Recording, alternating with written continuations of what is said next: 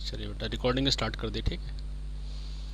तो ये चैप्टर बेटा अपना फोटोसिंथेसिस का। तो ये इस पेज में तो वैसे कोई क्वेश्चन आने वाला है नहीं क्योंकि हम आपको वही बताएंगे जहाँ से क्वेश्चन आपका मेक हो सकता है। तो डेफिनेशन है, डेफिनेशन में आपको कोई प्रॉब्लम नहीं है। फिजिकल और केमिकल प्रोसेस दोनों होते हैं, ठीक है। Photosynthesis a physical and chemical process. Physio क्यों बोल दिया क्योंकि सनलाइट की यूज़ हो रही है ना, यहाँ पे सनलाइट का, लाइट एनर्जी का यूज़ हो रहा है। फिर केमिकल प्रोसेस क्यों बोल रहा है, क्योंकि यहाँ पे CO2 का क्या हो जाएगा, रिडक्शन हो जाएगा। CO2 का रिडक्शन हो जाएगा और फिर वो किस में कन्वर्ट हो जाएगा, कार्बोहाइड्रेट या फिर अनदर ऑर्गेनिक कंपाउंड में चेंज हो जाता है, ठीक है। तो यहाँ से आप बस केवल ये टर्म ध्यान में रखेंगे, फोटोसिंथेसिस फिजियोकेमिकल प्रोसेस। इसमें ग्रीन प्लांट क्या करते हैं, ऑर्गेनिक कंपाउंड को मेक कर रहे होंगे सोलर एनर्जी की प्रेजेंस में और क्लोरोफिल की प्रेजेंस में, ठीक है। अच्छा, अब सेकेंड वाले पेज पे आते हैं। इस फोटोसिंथेसिस का इंपॉर्टेंट रोल क्या है। तो सबसे पहली बात तो ये आती है, अर्थ पे अगर फूड अगर मेक हो रहा है, ठीक है, प्राइमरी सोर्स के फॉर्म में, तो वो फोटोसिंथेसिस के थ्रू ही हो रहा है। हाँ, ये बात अलग होती है कि प्लांट सेल्फ यूज़ कर रहा है या फिर एनिमल यूज़ कर रहे हैं, डायरेक्टली और इनडायरेक्टली की बात आ जाती है, ठीक है। तो प्राइमरी सोर्स जो होता है फूड का, वो फोटोसिंथेसिस होता है। अगर फोटोसिंथेसिस नहीं होती तो फिर फूड प्रिपरेट नहीं हो पाएगा। अच्छा, सेकंड थिंग क्या होती है, ऑक्सीजन भी रिलीज होती है एटमॉस्फेयर में, ठीक है। तो टू इंपॉर्टेंट फंक्शन यहाँ पे नज़र आ रहे हैं। एक तो प्राइमरी सोर्स फूड का होता है ऑन द अर्थ, और सेकंड क्या होता है, यहाँ पे ऑक्सीजन रिलीज हो रही होती है अर्थ पे, जो यूज़ में आएगी बेटा रेस्पिरेशन पर्पस के लिए। अब यहाँ पे कुछ अर्ली एक्सपेरिमेंट दे रखे हैं, अर्ली एक्सपेरिमेंट, ठीक है। तो अर्ली एक्सपेरिमेंट से क्वेश्चन आने के चांस वैसे कम ही होते हैं, ठीक है। तो यहाँ पे बस आपको इस पूरे पूरे पेज में क्या बताया गया है कि जो स्टार्च होगा, ठीक है, स्टार्च किसके साथ टेस्ट देगा, आयोडीन के साथ टेस्ट देगा, आयोडीन सॉल्यूशन। और या अपने कभी एकेडमिक जब क्लास ज्वाइन की होगी तो आपके लैब में, बायोलॉजी लैब में, ये हो सकता है कि एक्टिविटी कराई गई हो। ये स्टार्च को जब आयोडीन से ट्रीट करते हैं तो क्या आ जाता है, ब्लू ब्लैक कलर आ जाता है। ऐसा कभी किया नहीं किया, देखिए ब्लू ब्लैक कलर की बात आ रही है। तो लेकिन अब इसमें करेंगे क्या, ये लीफ यहाँ से ली गई है, लीफ कैसी है, वेरीगेटेड है। इस वेरीगेटेड का मीन हो गया येलो पैचेस और ग्रीन पैचेस दिखाई पड़ रहे हैं। तो जहाँ पे ग्रीन पैचेस होंगे, ठीक है, जहाँ पे ग्रीन पैचेस है तो वहाँ पे तो फोटोसिंथेसिस होगा, और जहाँ पे येलो पैचेस होंगे, येलो एरिया, वहाँ तो क्लोरोफिल है नहीं, फोटोसिंथेसिस नहीं होना है। तो जब फोटोसिंथेसिस यहाँ पे ग्रीन पार्ट में होगा तो यहाँ पे स्टार्च मेक हो जाएगा, ठीक है। और इस स्टार्च को टेस्ट करना है। तो टेस्ट करने के लिए करेंगे क्या, वेरीगेटेड जो लीफ होती है, ठीक है, उसको क्या करेंगे, कलरलेस कर देंगे, ठीक है। कलरलेस करने के लिए क्या करेंगे, इसको बॉईल करना पड़ेगा। किसमें बॉईल करेंगे, अल्कोहल में।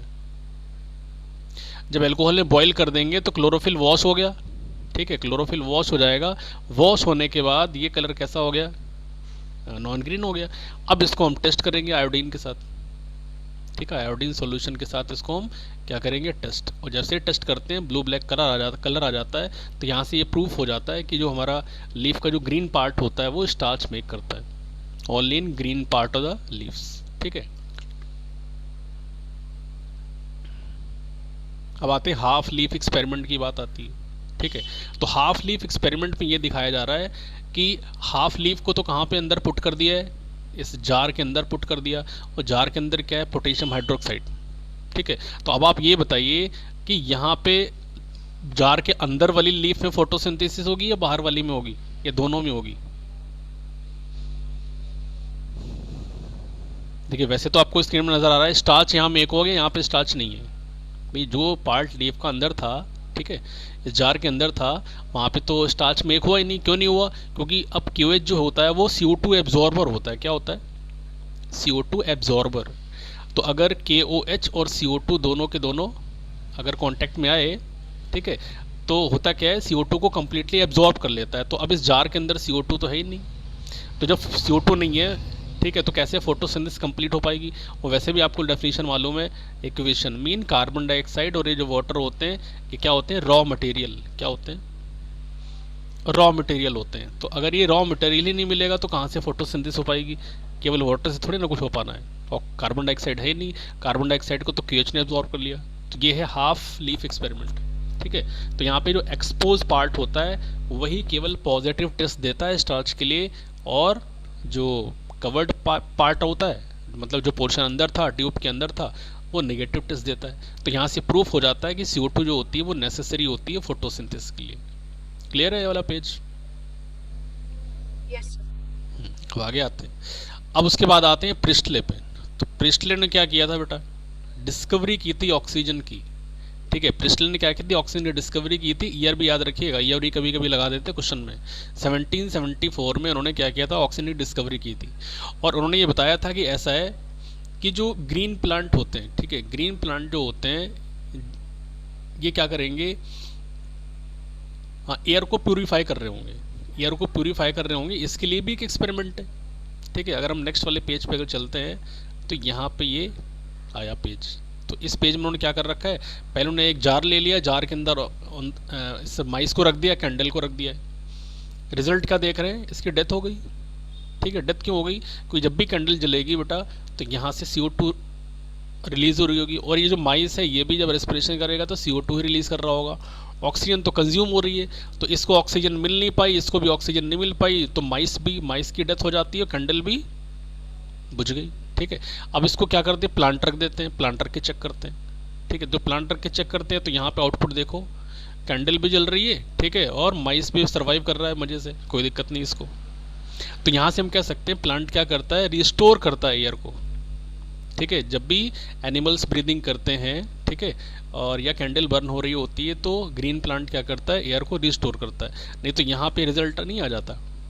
तो यहाँ से हम कह सकते हैं कि जो प्रिस्टले ने जो एक्सपेरिमेंट किया था रिस्टोरिंग वाला, तो और ऑक्सीजन की डिस्कवरी वाला, ये बात आप ध्यान में रखेंगे। ठीक है, मीन प्रिस्टले जो है वो ऑक्सीजन की डिस्कवरी से रिलेटेड है।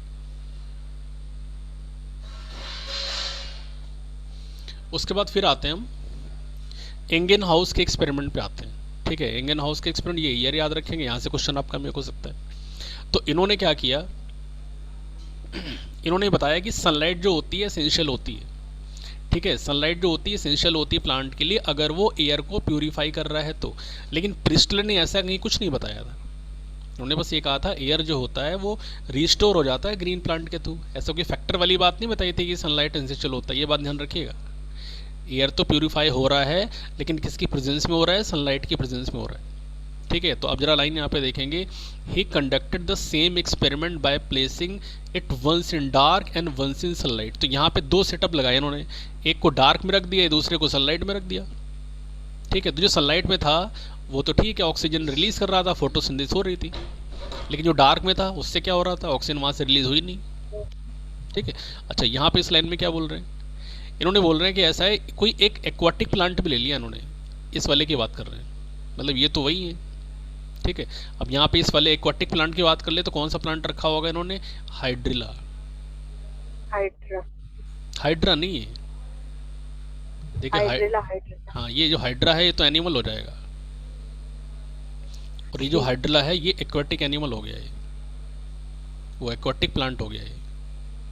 तो हाइड्रिला का यूज़ यहाँ पे किया है। जब हम स्कूल में कभी पहले पढ़ाते थे तो लेबोरेटरी बच्चों को प्रैक्टिकल भी करवाते थे। हाइड्रिला बेशक नहीं मिलता था, लेकिन उसमें हाइड्रिला जैसे प्लांट डाल दिया करते थे और लगा दिया, जैसे स्पॉटिंग होती थी ना प्रैक्टिकल्स में, तो ऐसा वो सेटिंग।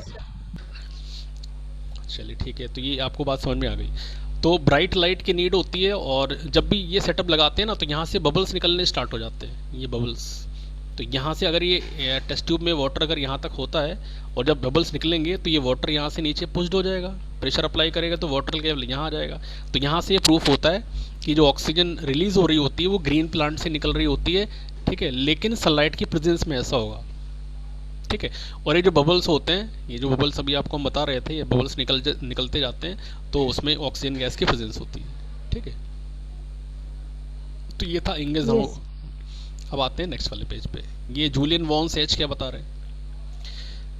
1854 की बात है। उन्होंने बोला कि ऐसा है, ग्लूकोज प्रोड्यूस हो जाता है प्लांट से। ठीक है, ग्लूकोज जो होता है प्रोड्यूस होता है प्लांट में जब ये फोटोसिंथेसिस करेंगे। लेकिन फोटोसिंथेसिस करने के लिए इन्हें क्या चाहिए? क्लोरोफिल की नीड चाहिए। ठीक है, और ये क्लोरोफिल होगा कहाँ पे?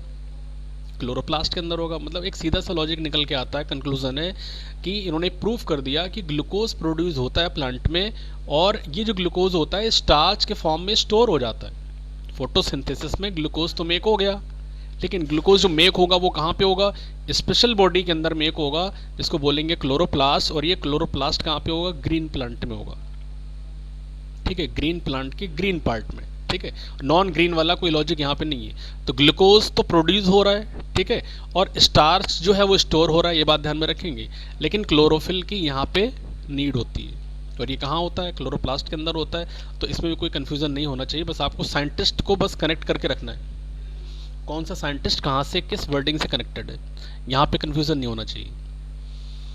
उसके बाद आते हैं एंगलमान पे आते हैं। तो एंगलमान क्या बोल रहे थे भाई, इस ईयर रेंज की बात है, इन्होंने क्या किया, स्प्लिट द लाइट। अब यहाँ पे आप देख रहे हैं प्रिज्म यहाँ पे लगा दिया, ठीक है, और इस पे लाइट डाल दी। तो जब लाइट डाल दी तो वैसे ही आपको फिजिक्स के अकॉर्डिंग मालूम है, यहाँ से लाइट जो होगी वो स्प्लिट हो जाएगी, ऐसे ऐसे स्प्लिट हो गई। तो स्प्लिट होने पे यहाँ पे आपको ये कलर भी नजर आ रहे हैं, विबग्योर वाला ऐसा कुछ चक्कर हो गया जो भी होता है फिजिक्स में, ठीक जी है। सर। तो इन्होंने ये देखा कि ऐसा है। अच्छा, एक्सपेरिमेंट जो किया वो किस पे किया है, ये जो लाइट का स्पेक्ट्रम जो उन्होंने स्प्लिट करवा दिया है, ग्रीन एल्गा, ये नेम याद रखेंगे, क्लेडोफोरा पे उन्होंने एक्सपेरिमेंट किया था।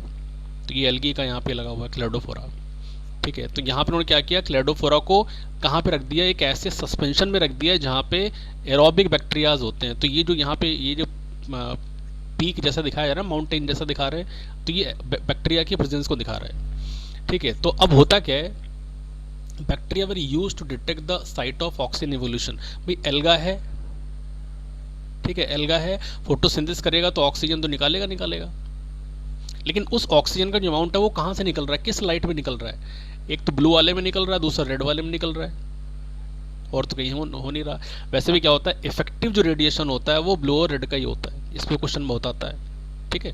तो bacteria accumulated mainly in the region of blue and red light, क्योंकि बैक्टीरिया कैसे एरोबिक बैक्टीरिया, ठीक है ना। तो ये बात यहाँ पे ध्यान रखेंगे आप कि जो एंगलमान है उन्होंने क्या किया था, ग्रीन एल्गा को यूज़ किया था, क्लेडोफोरा स्पेशली, ठीक है। उन्होंने क्लेडोफोरा को क्या किया था, एक ऐसे सस्पेंशन में डाल दिया था, एक ऐसे सोल्यूशन में डाल दिया था जहाँ पे ग्रोथ कर रहे थे एरोबिक बैक्टीरिया जो ऑक्सीजन को यूज़ करते हैं। और जब उन्होंने ग्रीन एल्गा पे लाइट का स्पेक्ट्रम डाला है तो ब्लू वाले और रेड वाले पे जब चेक किया है तो रिच ग्रोथ होती है बैक्टीरियाज की ब्लू वाले पे और रेड वाले पे, मीन वहाँ पे ऑक्सीजन निकल रही होगी, फोटोसिंथेसिस का जो मैक्सिमम रेट वहाँ पे चल रहा होगा, ठीक है। तो इस तरीके से क्या है, it was first describe the action spectrum of photosynthesis, और जो रिजेंबल किससे करता है, क्लोरोफिल ए और बी से रिजेंबल करता है, ऐसा कुछ कह सकते हैं। It resemble the absorption spectrum of chlorophyll a and b. तो यहाँ से आपको ये एल्गे के नेम याद रखना है, ठीक है, और ये एक्शन स्पेक्ट्रम याद रखना है, action spectrum specially blue and red वाला, ठीक है। यहाँ से आपके क्वेश्चन का ऑप्शन बन जाएगा।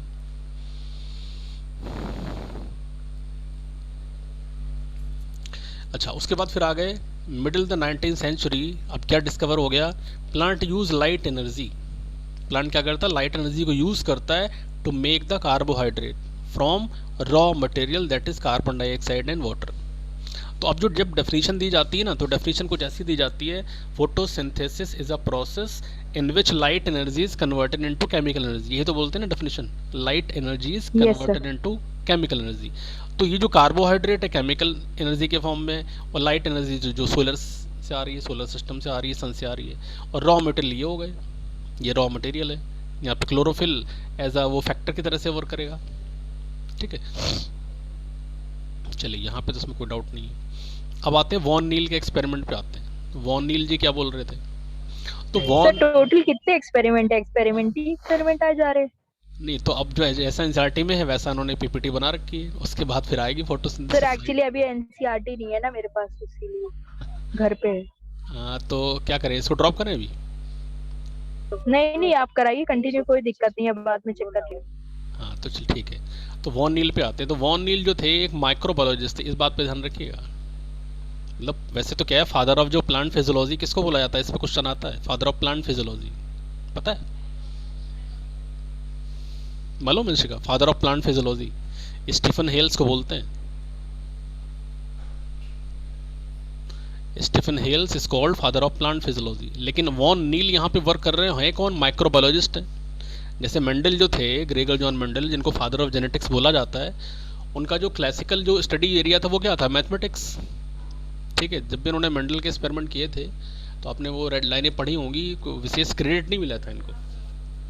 मेंडल को किसी ने कोई क्रेडिट दिया ही नहीं, जब इनकी डेथ हो गई, एक्सपायर हो गया, उसके बाद उनको नोबेल प्राइज़ मिलता है, जब वो 3 लोग आ जाते हैं, रिडिस्कवरी करते हैं 1900 में, है ना, याद है ना। तो वैसे ही यहाँ पे जो वॉन नील है वो क्या है, एक माइक्रोबायोलॉजिस्ट है, उन्होंने कंडक्ट किया सेम एक्सपेरिमेंट, किस पे किया, पर्पल एंड ग्रीन बैक्टीरिया पे किया। तो इन्होंने क्या डेमोन्स्ट्रेट किया है कि फोटोसिंथेसिस लाइट डिपेंडेंट डायरेक्शन होती है, ठीक है ना। फोटोसिंथेसिस क्या होती है, लाइट डिपेंडेंट डायरेक्शन होनी, मीन लाइट अगर नहीं हो तो फोटोसिंथेसिस होगा ही नहीं। अच्छा, जिसमें क्या बोल रहे हैं, hydrogen from suitable oxidisable compound. तो हाइड्रोजन कहाँ से आ रहा है, हाइड्रोजन कहाँ से आ रहा है, किसी ऐसे कंटेंट से आ रहा है जो ऑक्सीडेबल कंपाउंड होता है, ठीक है। और ये क्या करता है, रिड्यूस कर देता है CO2 को। भाई सीधी सी बात है, अगर हम ये कह दें वॉन नील के अकॉर्डिंग, फोटोसिंथेसिस क्या होती है, लाइट डिपेंडेंट डायरेक्शन होती है, जिसमें हाइड्रोजन क्या करता है, रिड्यूस कर देता है। किसको रिड्यूस करता है, CO2 को रिड्यूस करता है, किसमें, कार्बोहाइड्रेट में। लेकिन ये हाइड्रोजन आया कहाँ से, एक ऐसे कंपाउंड से आया जो कैसा होता है, ऑक्सीडाइजेबल कंपाउंड होता है। तो अब आप ये केमिस्ट्री के अकॉर्डिंग समझिएगा, क्या ऑक्सीडाइजेबल है, क्या रिड्यूसिबल है, ठीक है। हम बायोलॉजी के रेफरेंस से बता दे रहे हैं आपको, इसमें कोई लाइन में कोई कंफ्यूजन तो नहीं है। हाइड्रोजन कहाँ से आता है, ऑक्सीडाइजेबल कंपाउंड से आता है, ठीक है। और जो CO2 होता है वो रिड्यूस हो जाता है, क्योंकि CO2 जब तक रिड्यूस नहीं होगा तो फूड भी नहीं मेक हो पाएगा कार्बोहाइड्रेट के फॉर्म में, ठीक है। तो वॉन नील ने पर्पल और ग्रीन बैक्टीरिया का यूज़ किया था फोटोसिंथेसिस को परफॉर्म करने के लिए, ठीक है। अच्छा, उसके बाद फिर यहाँ पे ये लाइन बड़ी इंपॉर्टेंट है, जो ग्रीन प्लांट होते हैं वहाँ पे हाइड्रोजन डोनर कौन होता है, वाटर होता है। लेकिन जब बात आएगी इन सल्फर और ग्रीन सल्फर बैक्टीरियाज की, जो बैक्टीरिया उन्होंने वॉन नील लिए थे वहाँ पे वाटर नहीं था हाइड्रोजन डोनर, वहाँ पे क्या था, H2S, हाइड्रोजन सल्फाइड था। ये, हाँ, ये बात ध्यान रखेंगे। तो अगर आपसे ये कह दिया जाए कि जब भी बेटा अगर यहाँ से कह दे अगर इन बैक्टीरियाज में अगर ये H2S है हाइड्रोजन डोनर, तो क्या ऑक्सीजन निकलेगी, नहीं, क्या हाइड्रोजन निकलेगी ना। हाँ मतलब क्या फोटोसिंथेसिस जो होगी ऑक्सीजनिक होगी कि नहीं होगी, ऐसा क्वेश्चन बन सकता है। नहीं ऑक्सीजनिक, होगी। ठीक है ना। हाँ मतलब during the photosynthesis in case of bacteria photosynthesis not oxygenase because hydrogen donor is H2S। Hydrogen जो डोनर होता है वो हाइड्रोजन सल्फाइड होता है, ना कि H2O होता है, ठीक है। ये बात ध्यान रखेंगे। अच्छा, एक क्वेश्चन और इवोल्यूशन के रिगार्डिंग याद आ जाता है हमें, 12th क्लास में चैप्टर इवोल्यूशन का लगा हुआ है। फर्स्ट ऑक्सीजनिक जो फोटोसिंथेसिस हुई थी वो किस में हुई थी, किस लिविंग ऑर्गेनिज्म में हुई थी, है आइडिया कुछ?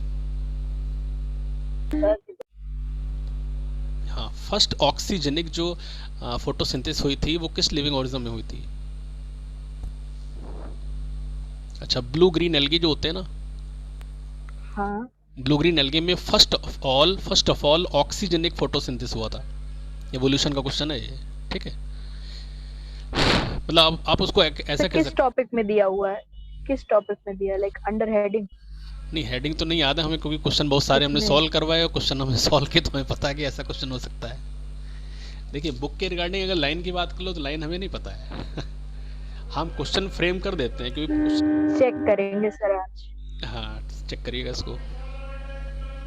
तो ये दोनों लाइनें इंपॉर्टेंट है। हाइड्रोजन डोनर होता है जहाँ पे ऑक्सीजनिक फोटोसिंथेसिस होती है, और जहाँ पे H2S होता है हाइड्रोजन डोनर वहाँ पे नॉन ऑक्सीजनिक फोटोसिंथेसिस होती है, ठीक है ना।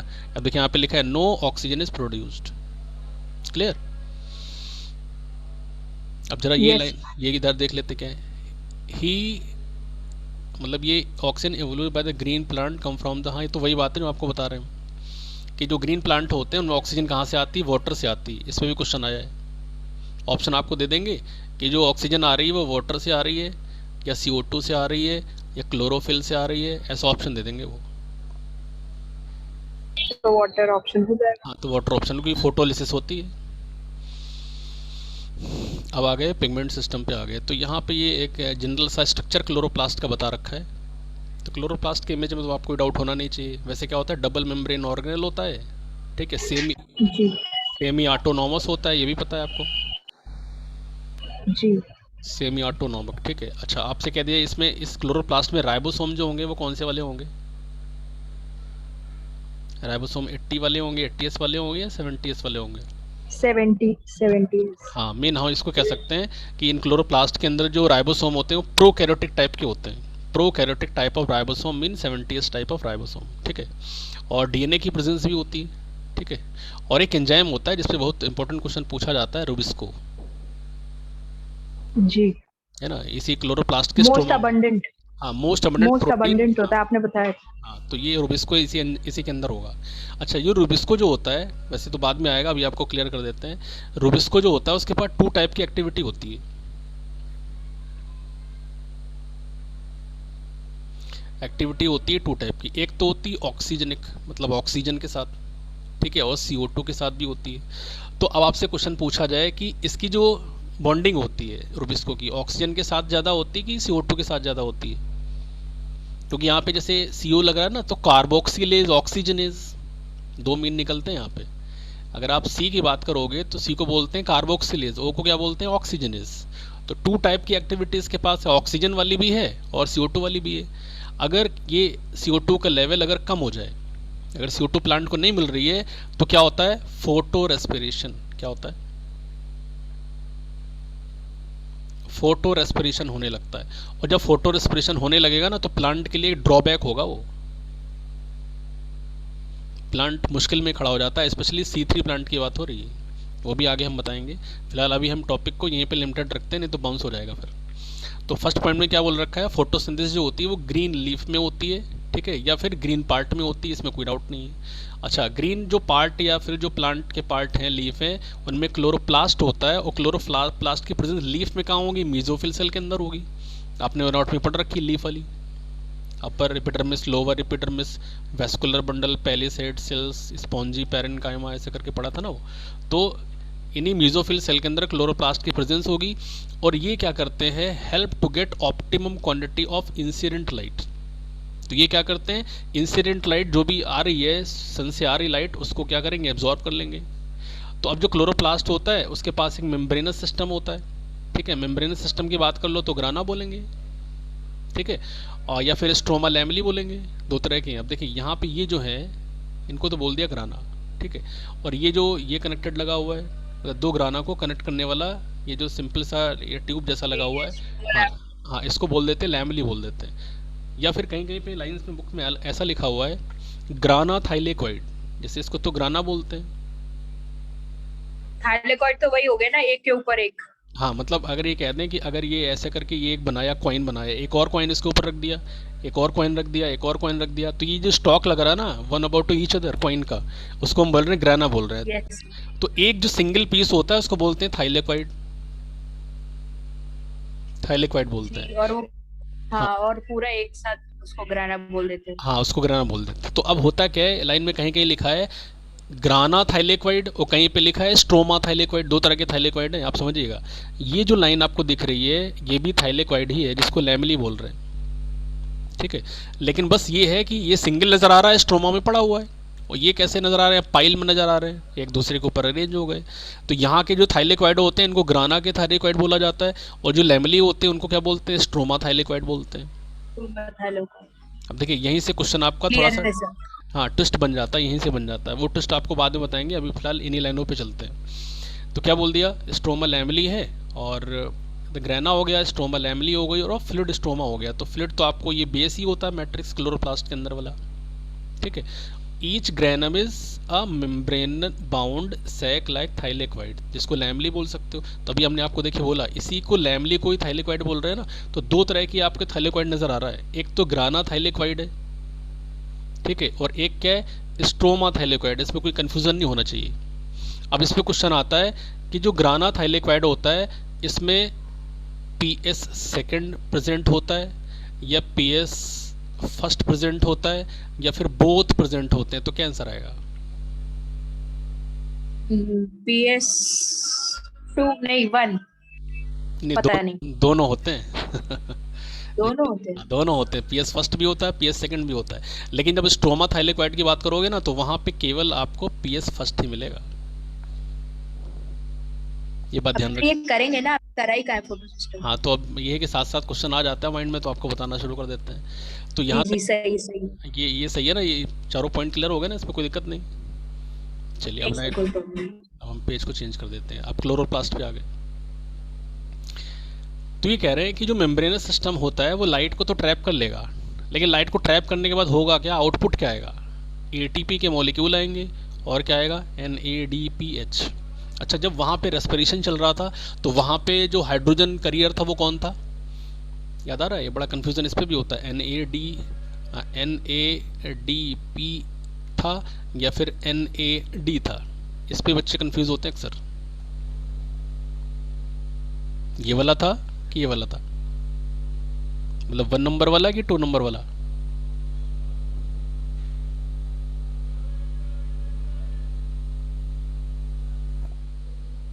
हाँ, का याद आ रहा है, मतलब सेलुलर रेस्पिरेशन में जो हाइड्रोजन करियर था वो क्या था, NAD प्लस था या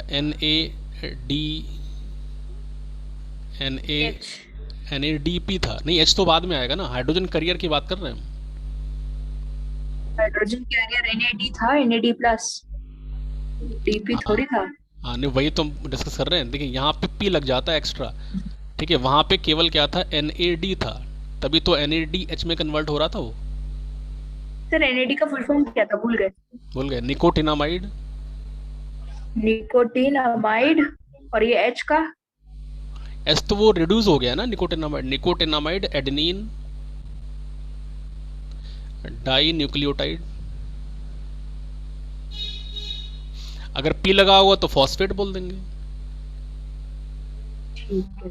मतलब अगर NAD है तो हम बस केवल यहीं तक बोलेंगे, और पी लग गया तो फॉस्फेट भी जोड़ देंगे, लेकिन जब H लग जाएगा ना तो हम बोलेंगे रिड्यूस्ड है वो, निकोटिनामाइड डाइन्यूक्लियोटाइड रिड्यूस्ड, क्योंकि H लग गया ना, वहाँ पे रिड्यूस हो चुका है जी। तो ये ATP और NADPH में एक हो गए, हम इसको क्या बोलते हैं, लाइट रिएक्शन बोलते हैं। मतलब हमें यहाँ से एक समरी निकल के आ रही है, मेम्ब्रेनस सिस्टम क्या करता है, लाइट एनर्जी को ट्रैप करके लाइट रिएक्शन कंडक्ट कराता है, और जब लाइट रिएक्शन कंप्लीट हो जाएगी तो ATP के मॉलिक्यूल और NADPH मिल जाते हैं, उसको बोल रहे हैं हम लाइट रिएक्शन। वहीं पे जब स्ट्रोमा की बात करेंगे तो स्ट्रोमा में एंजाइमेटिक रिएक्शन होती है, जिसमें CO2 जो होता है, कार्बन डाइऑक्साइड, ये शुगर में चेंज हो गया। अच्छा, यहाँ पे लाइट की कोई रिक्वायरमेंट है नहीं, ठीक है, तो जब लाइट की रिक्वायरमेंट है नहीं तो हम इसको क्या बोलेंगे, डार्क रिएक्शन बोलेंगे। तो इसका मतलब ये नहीं कि अंधेरे में होती है, does not mean that they occur in darkness, no light depend, यहाँ पे लाइट की कोई जरूरत नहीं है सीधे, ठीक है, तो ये बात ध्यान में रखेंगे कि डार्क रिएक्शन का मतलब ये नहीं होता है रात में होगी, ठीक है, लाइट की कोई रिक्वायरमेंट नहीं है, इसलिए इसको बोल दिया डार्क रिएक्शन। तो इन दोनों पॉइंट में कोई डाउट नहीं होना चाहिए।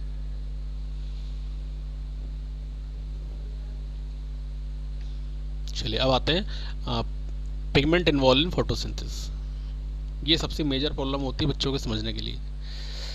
तो कौन कौन से पिगमेंट होते हैं, तो क्लोरोफिल ए होता है, क्लोरोफिल बी होता है, ज़ैंथोफिल होता है। यहाँ से आप कलर ध्यान में रखेंगे, क्लोरोफिल ए जो होता है ये तो ब्लू ग्रीन, बड़ा सस्पेंसिव कलर आ रहा है, ब्लू आ रहा है देखिए, ठीक है, तो यहाँ से याद रखेंगे ब्राइट ग्रीन होगा या तो फिर ब्लू ग्रीन होगा, क्लोरोफिल ए का कलर होगा। बी की जब बात करेंगे येलो ग्रीन होगा, ज़ैंथोफिल येलो कलर प्रोवाइड करता है, कैरोटीनॉइड जो होता है वो येलो या फिर yellow to orange colour provide करता है। मतलब आपको ये रेंज याद करके रखनी है, ठीक है। अब यहाँ से एक टर्म दे रखा है क्रोमेटोग्राफी, ये क्या होता है, तो क्रोमेटोग्राफी एक टेक्निक होती है जिससे हम पिगमेंट को अलग करते हैं, पिगमेंट को अलग करके देखते हैं। तो आप इस इमेज से समझ पा रहे हैं क्या, वैसे एनसीईआरटी में तो ऐसा कहीं कुछ है नहीं। तो ये जो एक्सपेरिमेंट है ये जो लोग MSc बॉटनी से करते हैं या फिर BSc जो लोग करते हैं, ठीक है, उनके केमिस्ट्री में ये प्रैक्टिकल करवाया जाता है। तो करते क्या है, यहाँ से जो ब्लैक वाला पोर्शन है, ये एक जार होता है ग्लास का, और यहाँ पे ये जो लगा हुआ है, ये जो वाइट कलर की जो स्ट्रिप नज़र आ रही है, टाई लाइक स्ट्रक्चर नज़र आ रहा है, ये पेपर होता है। क्या होता है, पेपर, इसको बोलते हैं क्रोमेटोग्राफिक पेपर बोलते हैं। और नीचे यहाँ पे सॉल्यूशन फिल करके, सर एक्सपेरिमेंट क्रोमेटोग्राफी का लास्ट ईयर करा था, मतलब 12th में करा, 12th या 11th में करा था। अच्छा 12th में करवाया जाता है चलिए ठीक है। 11th ईयर का, अच्छा हो सकता है रिसेंटली ऐड हो गया हो, हमें नहीं मालूम, क्योंकि कई साल हो गए बोर्ड पढ़ाते हुए छोड़ दिया, अब हो सकता है रिसेंटली ऐड हो गया हो। तो ये जो स्ट्रिप नज़र आ रही है उसमें डिफरेंट टाइप के बैंड नज़र आ रहे हैं, बैंड। तो ये जो बैंड होते हैं डिफरेंट कलर के नज़र आ रहे हैं। जैसे क्लोरोफिल ए की बात कर लो आप, तो ये ब्राइट ग्रीन कलर का नज़र आ रहा है ये बैंड, ठीक है, क्लोरोफिल ए बोल दिया। अब क्लोरोफिल बी की अगर बात को बोलोगे तो येलो ग्रीन, अब देखो येलो ग्रीन बैंड नज़र आ रहा है, ठीक है। ज़ैंथोफिल की बात कर लो आप तो येलो बैंड नज़र आ रहे हैं, ठीक है, ये येलो ऑरेंज नज़र आ रहा है। तो ये बैंड से मालूम चल गया कि कौन सा वाला क्लोरोफिल है, या कौन सा वाला पिगमेंट है। तो आपको स्ट्रिप यहाँ से नहीं जाना, क्योंकि यहाँ से तो कोई क्वेश्चन ही नहीं आने वाला, आपको बस केवल ये ध्यान में रखना है, ठीक है। अच्छा, एक क्वेश्चन और आता है, यूनिवर्सल जो क्लोरोफिल होता है वो कौन सा होता है। क्लोरोफिल ए और जो बी होते हैं ये यूनिवर्सल होते हैं। अच्छा, ये तो 3-4 तरह के पिगमेंट हम लोगों ने देखे हैं, जिसमें क्लोरोफिल बी आ गया, सी आ गया, और जेंथोफिल आ गया, कैरोटीनॉइड आ गया। तो इनको एक लाइन बोल रखी है, ये एसेसरी पिगमेंट होते हैं, एसेसरी। तो जो इंपॉर्टेंट पिगमेंट है वो कौन सा होगा, क्लोरोफिल ए होगा, ध्यान रखिएगा। क्लोरोफिल ए जो होता है ये होता है इसको बोलते हैं रिएक्शन सेंटर मॉलिक्यूल। ये अब आगे आएंगे तो बात चलेगी पता आपको, ठीक है। तो अभी आपको ये समझिए कि जो एसेसरी पिगमेंट है, मीन क्लोरोफिल ए की बात करो आप, ठीक है, जेंथोफिल की बात करो, कैरोटीनॉइड की बात करिए, मतलब यहाँ से हम इनकी अगर बात करते हैं, ये जो सर्किल लगा दिए, ये हमेशा क्या करते हैं, ये केवल लाइट को एब्जॉर्ब करते हैं। लाइट को क्या करेंगे, एब्जॉर्ब, और वो भी डिफरेंट वेवलेंथ की लाइट को एब्जॉर्ब करेंगे, और ट्रांसफ़र किसको कर देते हैं, क्लोरोफिल ए को ट्रांसफ़र कर देते हैं, ठीक है। अभी अगर आप ये सोचोगे क्लोरोफिल ए सीधे अगर लाइट को ले लेता तो क्या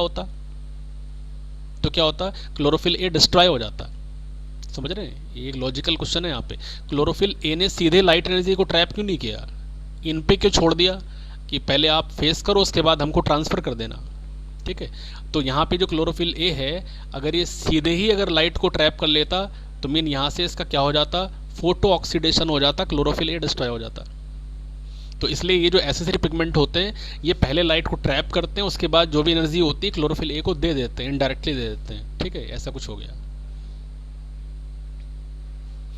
ये ग्राफ बड़े इंपॉर्टेंट है, ये ग्राफ ड्रॉ कर देगा, उसके बाद पूछेगा कौन सा वाला प्लॉट है बी के लिए, कौन सा वाला ए के लिए, तो इसको आप ध्यान में रखेंगे,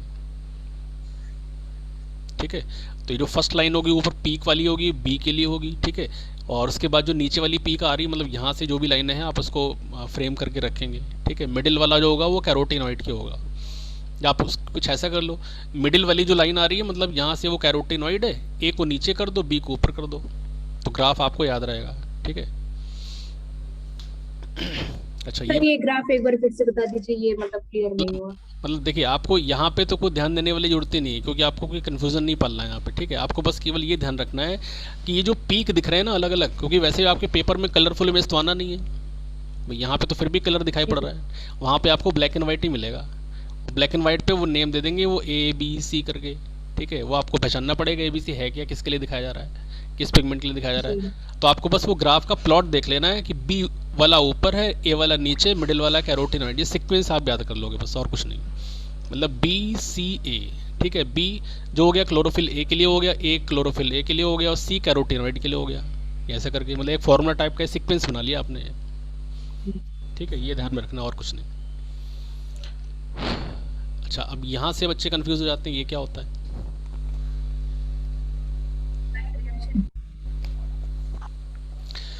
तो यहाँ पे फोटो सिस्टम के अबाउट बताया जाने लगा।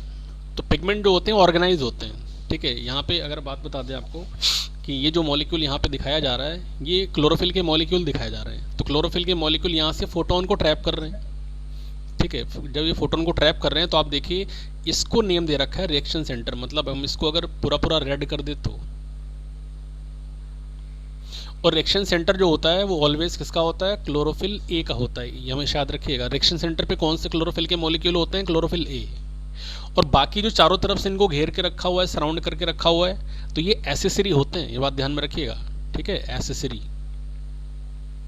देखिए लाइन लिखी हुई है, each photosystem has a chlorophyll a, ठीक है, and accessory pigment bound by the protein.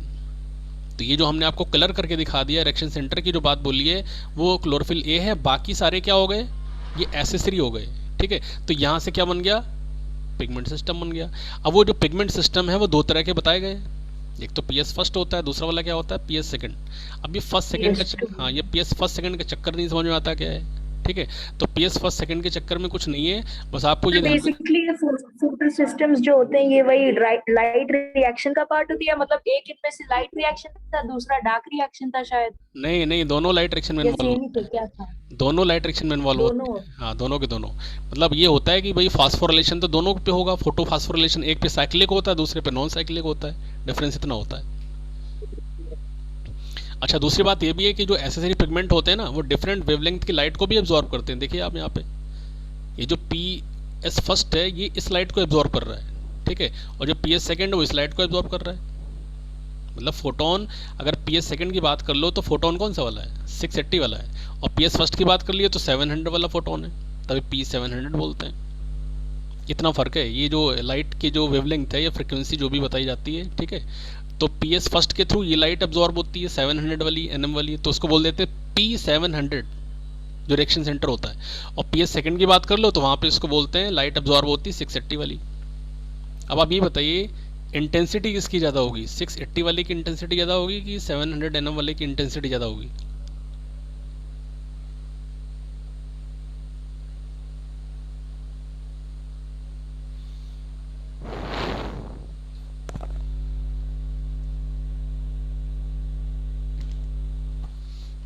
हाँ अंशिका।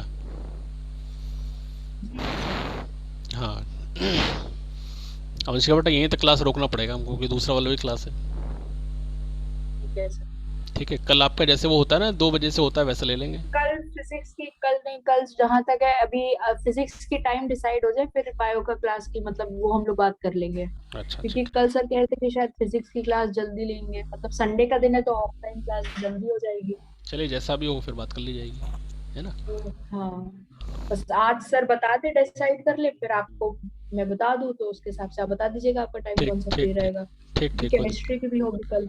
ठीक है कोई दिक्कत नहीं है। ठीक है सर। ओके बेटा। Thank you sir. हाँ ओके।